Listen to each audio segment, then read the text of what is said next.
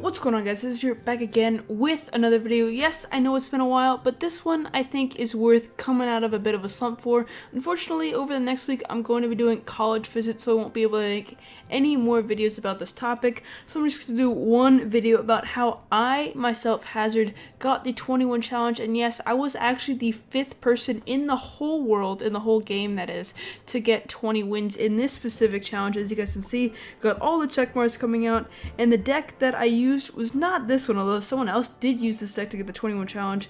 I believe it was this one right here. Good old Hog Exinato. I actually finished 49th with it last season, as you can see on my profile. Previous season, 49th, so not bad. Obviously a very consistent deck for both challenges and ladder for whatever you're interested in.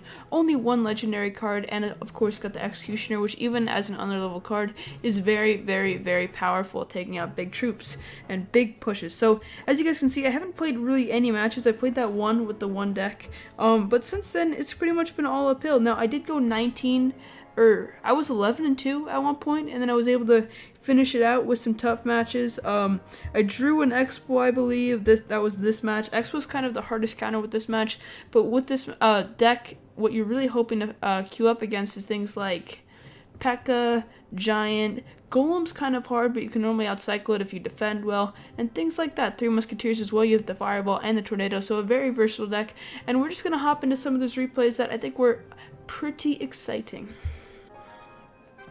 Now, believe it or not, one of the harder matchups is actually going against the Lavaloon deck. One of the only matches that I lost in the challenge was against a Lavaloon Lightning, and this match I was 19-2. And, of course, he had the Lava Hound, which is obviously a fairly tough matchup. To win this matchup, you really have to have a lot of really good mechanical skill, because you're going to have to use your Xe in one lane, and then defend the balloon that they play in the opposite lane with basically nothing but a Tornado and an Ice Spirit, which is what you're going to see happen in this match. So, obviously in this match, I was very, very, very paranoid. I didn't want to lose. I was 19-2. I would have been one of the first people in the world to do it. I believe I do play a card at basically exactly 2 minutes, so we're just going to skip until we get to that point. Then I play my knight on the back right. I kind of remember that, you know, I was kind of adrenaline. It was pretty early in the morning, I'd say, like 5 a.m. for my time. So yeah, you know, it wasn't that easy, you know, staying up late. I was already up late playing Fortnite with some people like Adam and Trainer Chris and other CR people that you guys probably have heard about. And I was like, you know what, I'm up, might as well try to do the challenge, get it away. And this is what I'm talking about. So he has the Mega Minion and the Lava Hound going one lane, and the Balloon on the other hand. So I play my Ice Spirit and my Tornado, pull that Balloon over, then I play my Knight to defend my Executioner. And once the Lava Hound pops, I'm going to try to fireball all of it. Of course, the Executioner is going to die. Once you play it in the back against the Lava Hound pretty early, they're just going to be able to play troops on it. The Lava Hound's going to go around, and you're not going to be able to protect it very well unless you cycle to another Executioner, which I do actually do in this match in double elixir. Or what you can do is you can defend it with things like guards and Knight, Ice Spirit, things like that, just trying to keep it alive, let it do as much damage as you can. And here I actually play my first Hog ride of the game. Now, a lot of the times, unlike when you used to play Hog, which I was always a very aggressive player, Hog would be more often than not my first play of the game. Now, I normally don't even play it until double elixir, and maybe not even until overtime, because there's so many strong decks right now. There's Giant, Double Prince, there's Golem, that are extremely, extremely good at punishing you once you overcommit. And even just a 4-3 elixir push like a Bandit at the Bridge, that can oftentimes cause you the game against a good player. And obviously in these kind of 21 challenges, you don't want to be losing any games, especially early on if you have a decent matchup, which I'd say I have a pretty decent matchup here. At this point of the game, I've survived that kind of main first stage where you either lose the left tower to the Balloon or the right tower to the Lava Hound. And now, you know, I kind of realized I have it in the bag. Got 3 Executioners down. Maybe that wasn't the best play. I mean, obviously not. I only have his tower at 2,000 HP, so I still could lose here. He's still playing with balloons, but with these big Knight, Executioner, and Hog pushes, and just those easy Tornadoes on defense, there's really not much that he can do to break through. My Hog's gonna get 2 or 3 hits every time, unless he defends a lot with like 6 or 7 elixir, and at that point he's not gonna have enough elixir to counter push. So I'm feeling pretty confident right now. I'm just fireballing his tower. Now that he's got the tombstone out of the way, I'm going to play a hog rider.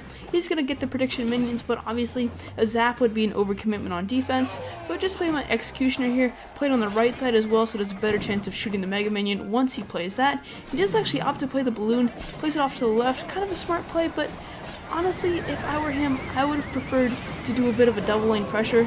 That just allows me to get that good XC NATO and actually cycle to my second executioner to be able to make sure that this balloon won't get to the tower. Now it does get the death damage, which is fairly scary. My tower's down to 600, his tower's at 900, so you guys might be thinking, oh, Hazard, you're in trouble, you're stretching out, whatever. I do get a good fireball there though, kind of knew he was going to play minions all of them, and my hog does get one hit. And at this point, you know, tower's at 700, other tower's basically full, so even if I kind of all in defend this right lane, he won't be able to punish me and take the opposite tower. I'll have my Ice Spirit, my Tornado, whatever, and at this point, you know, a big sigh of relief. We get the 20 wins after a few more cycles of fireballs. I believe I get it with this hog rider right here now that tombstone's down. Maybe I don't. Honestly, at this point, I think I was just pretty ecstatic. I actually did play my executioner here. Just wanted to be safe, you know. You can never be too sure of your wins, especially in high, high octane, high pressure scenarios like this one. If the balloon did get death damage on the tower, I would have lost. So a bit of a stressful end to that one, but we do win the 20-win challenge there. And now I'm just going to show you guys some other replays. Alright, so at the moment, one of the most popular decks in this challenge is the deck that I'm going to be playing against in this video, no, in this game right here. I believe I was 15-2 or 14-2 at this point, still kind of on that grind to recover from 11-2. Obviously, I did win the challenge. My first try was 5th in the world to complete it, but there were so many bandits, so many dark princes in this, guys. It was so stressful, and honestly, this was one of the longest and most intense games. The one other match that I lost to, other than the Lava Hound, was against a Pekka bridge spam deck, where my fireball was going to his tower, but a dark prince, guys, a dark prince charged into my tower, and I lost. You know, it was just that simple. Just didn't get the timings right, you know. He was able to get a lot of damage at the end of the game, but fortunately, we do end up winning this game. I'm going to show you guys how I do it. This is obviously after I lost, and I really played a lot more passively this game than I did against Pekka. Normally, Hog has a very good matchup against Pekka. It can defend against it very easily. It normally has cycle troops like Ice Spirit guards, skeletons, you know. And it also can go opposite lane very easily. It can counter push with almost no elixir, which is what you're going to be having after defending those Pekka pushes. So Hog is one of the best matchups against Pekka, but it is one of the only ones I lost this entire challenge. Normally with this Hog deck, or any Hog deck in general, Expo is kind of your biggest nightmare, but I was able to tie that out for a 6-minute match. He could have won if he fireballed me out, but I don't think he had the confidence, you know, to take me to that 10-minute overtime. So at this point, I'm just defending. You know, I do go for a little bit of a hog push, and as you guys can see, I do get punished. The bandit and the barbarians are on my tower. That's going to bring it down to about 1,648 HP there. I am a little bit up in damage at this point, but he does have a 3 elixir advantage over me, so, you know, I could have played it better, I could have played it worse. He's obviously capitalizing on that advantage, and the fact that he knows I don't have guards, I don't have Knight and Cycle, I have to fireball the minions and play my Knight, so I wasted a fireball, which is a pretty good offensive card, a pretty good chip damage card, so these kind of 3-minute overtime scenarios, and it was only an even elixir trade, so not a bad play from him at all. I do use my executioner in the left lane against this, what's it called, Inferno Dragon, I think, and that forces me to have to fireball again, which puts him up on elixir. And obviously I do have a free Knight going down the right lane, but I'm not attacking the right lane. You know, that tower has 2,500 HP.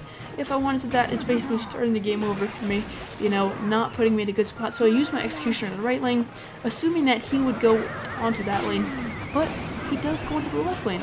I do get a very nice Ice Spirit Tornado though. That's one of the best combinations you can do. And my computer just turned off. I don't know why. Hold on. Let me watch on my iPad. But the Dark Prince actually hit my executioner there while charging and then got another swing. So my tower is at 800 HP. I'm obviously kind of stressing out at this point. Executioner onto the battle ram. Now I'm kind of, you know, adapting to the situation. Before I was playing my executioners preemptively, assuming what lane he would attack, and now I'm playing them reactively. You know, I see a battle ram coming at the bridge, boom, I play the executioner, I have it ready in my hand, and now look, I have a huge counter push. Even though I'm not really attacking the right lane, of course, his left tower is down to 728, now his right tower is down to 737, so, you know, it kind of is a very reactive scenario. I do kind of mess up with another Axie, and it does go into the opposite lane of the battle ram, but at this point we do have guards and the knight. Now here, I should have played my hog in the left lane, or in the right lane, excuse me, because he just played that dark prince, so probably would have ended the game there, but not too worried at this point, you know, just trying to finish it out. Good executioners. I played in the right lane because that's the lane that's low, but it also does drag the dark prince with an ice spirit, and yeah, you know, executioner is going to clean things up, as he does. Probably one of the best defensive cards in the game. He's cheap, and especially partnered with the tornado, which just does so much damage. And yeah, I just decided to counter push in the same lane. He played the dark prince in the left lane. That's going to be game over for the second game of the video. Alright, now for the third game of the video, I'm actually going to start up this challenge again, and I'm going to show you guys what it's like in the 21 challenge up against Matt here. Obviously in the first win, I'm not expecting too much competition. However, you never know, there's some really good players in here, and excuse me for a second. Magic. Okay, he's got a wizard, alright. You know, still obviously recovering from being sick. I was fairly sick for like a little while. I got better and then I got sick again, unfortunately. You know, it's funny. I do kind of like laugh my head at a wizard or whatever, but there was this player who got 20 wins in the challenge with a Wizard Sparky Rage Giant deck. I repeat, a Wizard Sparky Rage Giant deck. No spells other than the Rage. He also had Pump in there, and you know, these decks that might not seem viable are in the right player's hands. They can really do a lot of damage. I saw someone, I believe the 4th player in the world to finish the challenge, played like a giant Goblin Barrel Valkyrie deck or some weird shenanigans like that. So you know, even though you might say, haha, that deck's never gonna work, you know, all these decks never worked at one point. Some of these cards didn't even exist like 3-4 months ago. So you know, always treat every match as serious as you can. I'm not doing the best example of that. I mean, I'm commentating, I'm looking at the camera most of the time, not really paying too much attention, just kind of playing instinctively whenever I look down at my screen. However, we're going to get a nice tornado there, clean up that push, and that should be pretty much game over, honestly, at this point. He's down so much elixir, I could just hog push in the right lane with my guards. The giant is going to beat down on my tower a little bit, and so is the Inferno Dragon. He's going to get the Valkyrie, so we're going to get some fireball value. The Valkyrie's kind of hidden there, but I didn't hear it. I just, you know, saw it swing. You gotta always be careful to look under those minions. There used to be a strategy back in, like, what was it? June and like May 2016, when the game was obviously very new at that point, and the miner was just released, and people would play minion hordes and then mini Pekkas under the minion hordes, and they would miner the towers, and literally for the first 2 weeks, 3 weeks that this was a strategy, no one knew it was there. I mean, luckily I was able to catch on and get some nice positive elixir trades on defense. However, some players were not so lucky, and they did fall into that trap. Maybe more times than they'd like to admit. Maybe 3-4 times a week, 5 times, 6 times a day even at some points. It was a very popular strategy at one point, but by the time it got really popular, it kind of like everyone knew about it, so you know, they were watching out for it. And I don't know why I'm going on a tangent, you know, it's just crazy to see how far this game's evolved. And now, you know, 2018, the game's been out for over 2 years now, and I might actually be able to play in a big Supercell tournament, you know. Helsinki, I wasn't able to play, obviously I'm not European, I wasn't old enough. The first CCGS, I wasn't able to play in, I wasn't old enough. The second qualifiers, I was just coming out of surgery, so obviously I could play. I got to the semifinals in one of them, but I did not make it through. But now, it looks like I might be able to sign to a team, and if you guys take the tips that I'm showing you in this video, maybe use this deck, maybe use another pro player's deck. There's obviously a lot of good decks on Twitter right now. Maybe you can become a pro too. You know, play with me, on my team, against me. I'd love to play against any one of you guys. So thank you guys very much for watching the video. I will see you guys in the next one. I don't know when it's going to be, honestly. I'm pretty inconsistent at this point, but hope to get on that grind by the latest this summer. Thank you guys very much for watching. I really do appreciate you guys. I will see you guys in the next one. Peace out.